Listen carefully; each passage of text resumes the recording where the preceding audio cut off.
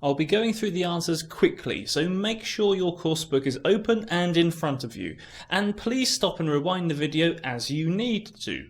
So, got your book open in front of you? Are your answers in capitals? Want to know why the answers are the answers? Then let's go. For question number 1, all we have to do is have a look at the language pattern just before the gap. And it says here, nobody can do everything on their own, and being, friendly, and what? In other words, being adjective and adjective. This is what, and that's what we need to make from a stem word another adjective, and the answer is, of course, helpful. Number 2, it says one of the most important what? Well, important is an adjective. Adjectives modify nouns. So it's clear we need a noun here. But we also have to take into account the phrase one of the most, which means that the noun has to be a plural form of the noun, which is why the answer is characteristics. And we have to be as equally careful for question number 3 as regards the context, because it says without the ability to network and work with people, in other words, not just one person but people, you won't be able to develop the what that you need. When you develop a relationship with someone, but relationships with people, which is why the answer is the plural form of the noun, relationships. Language pattern for question number 4. Many young entrepreneurs get plus adjective.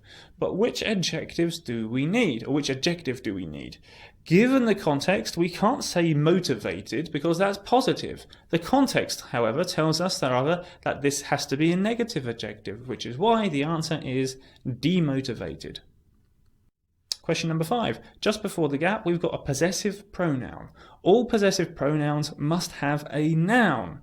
Their what? Their plus noun. So if we have a look at the stem word, we can see expect. Now, because the possessive pronoun is plural, it means that the noun also has to be plural, which is why it is expectations. Most ideas will end in what? What do we need here? Well, we've got the preposition in just before the gap, and that's always a big clue that we need a noun, and that's exactly what we need here. Most ideas will end in failure. Question number 7, just before the gap we've got an article. We don't have the noun to which that article refers, which means what we need here is the noun. If we have a look, we can see fortune, which is a noun. But we need to then have a look at the context. The context tells us that we need a negative form of the noun, which is why we need misfortune.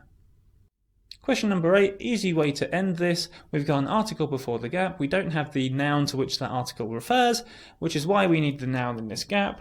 The recognition that you deserve.